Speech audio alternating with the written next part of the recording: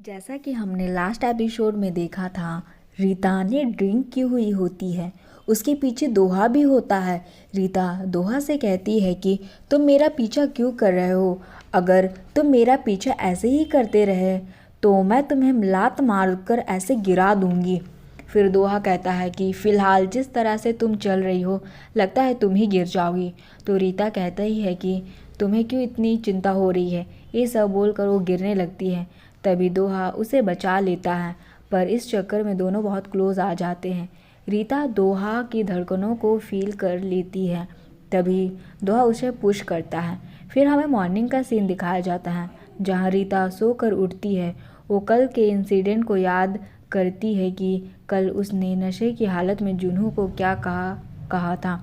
दूसरे सीन में हम दोहा को देखते हैं, जो कि टेम्पल गया होता है, जिसे देखकर मोंक घबरा जाता है। फिर दोहा मोंक के गुरु से बात करता है। मोंक वहीं पर बैठा होता है। मोंक का गुरु दोहा को कहता है कि तुम मोंक पर बहुत गुस्सा हो उस इंसिडेंट को लेकर। मैं इसके लिए माफ़ी मांगता हूँ। तभी दोहा उनसे कहता है कि इस मोंक की गलती की वजह से मैं ये बॉडी खोने वाला था। तो गुरु उनसे कहता है कि ये बॉडी तुम्हारी नहीं है, कहीं तुम्हें लालच तो नहीं हो गया जीने का।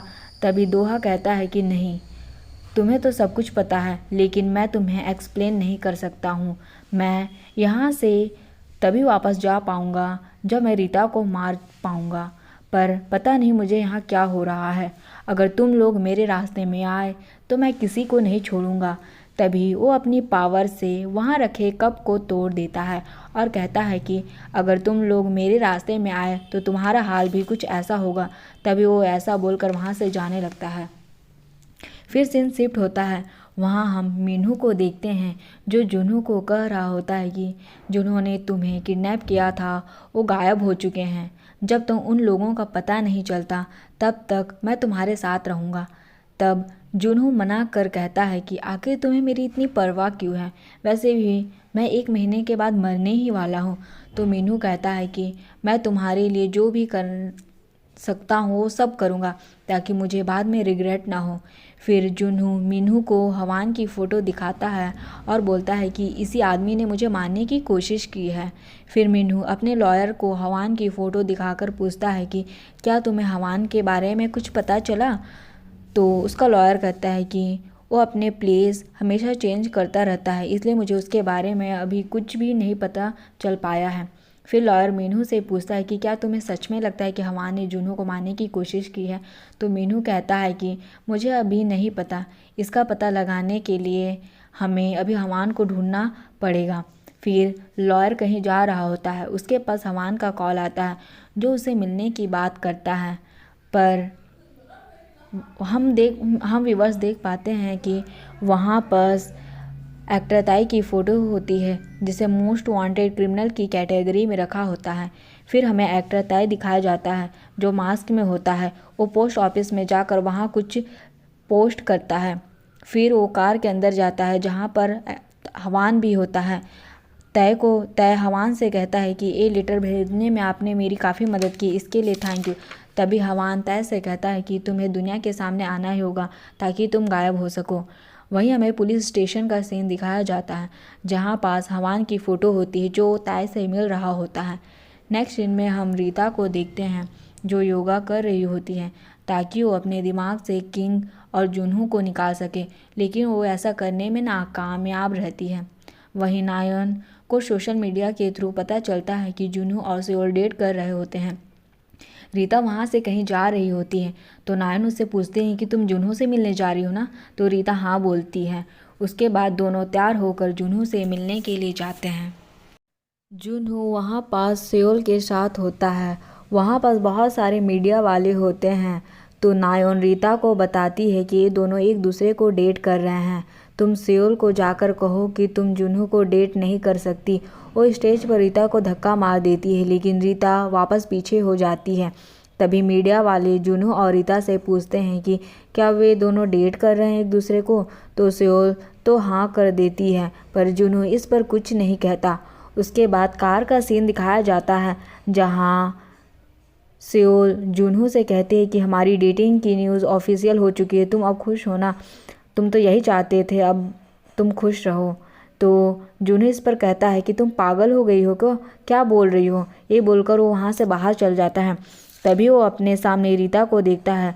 तभी वहाँ पर सेओल आती है जो रीता को कहती है कि तुम तो जूनू की बॉडीगार्ड हो ना, तुम इस तरह से तैयार होकर क्यों आई हो। वैसे भी मुझे इसके लिए फ़ीमेल बॉडीगार्ड पसंद नहीं है। तो रीता इस पर कहती है कि इसका डिसीज़न तुम नहीं लोगी, इसकी बॉडी गार्ड मेल है या फीमेल, इसका फैसला तुम जूनू पर ही छोड़ दो। इसके बाद रीता जूनू से कहती है कि मुझे तुमसे कुछ बात करनी है, और वो जूनू को उसके घर ले जाती है और अपना सामान पैक करने लगती है। तो जूनू कहता है कि तुमने ये क्या कर रही हो। तो रीता उससे कहती है कि मैं तुम्हें बताया था ना कि मुझे सपने आते हैं, उस सपने में मैंने तुम्हारे जैसे एक लड़के को देखा है। मैंने डॉक्टर को दिखाया, उन्होंने मुझे कुछ मेडिसिन दी है, मुझे थोड़ी रेस्ट की ज़रूरत है। तो जूनू उससे पूछता है कि क्या तुम्हें अभी भी वो सपने आने लगते हैं। तो रीता हाँ बोलकर वहाँ से बाहर चली जाती है। वहाँ वो मीनू को देखती है। तो मीनू पूछता है कि क्या तुम्हारी और जूनू की लड़ाई हुई है। तो रीता इस पर मना करती है। मीनू से कहता है कि रीता तुम मुझसे कुछ छुपा तो नहीं रही हो, क्योंकि जूनू बोल रहा था कि रीता को सब कुछ पता चल गया। तो रीता इस पर शॉक हो जाती है और वो एलिवेटर वाले इंसिडेंट को याद करती है। फिर रीता मीनू को कहती है कि मैं तुम्हारी गेस्ट लिस्ट चेक करना चाहती हूँ। तभी रीता को वहाँ से मॉन्ग का कॉल नंबर मिल जाता है।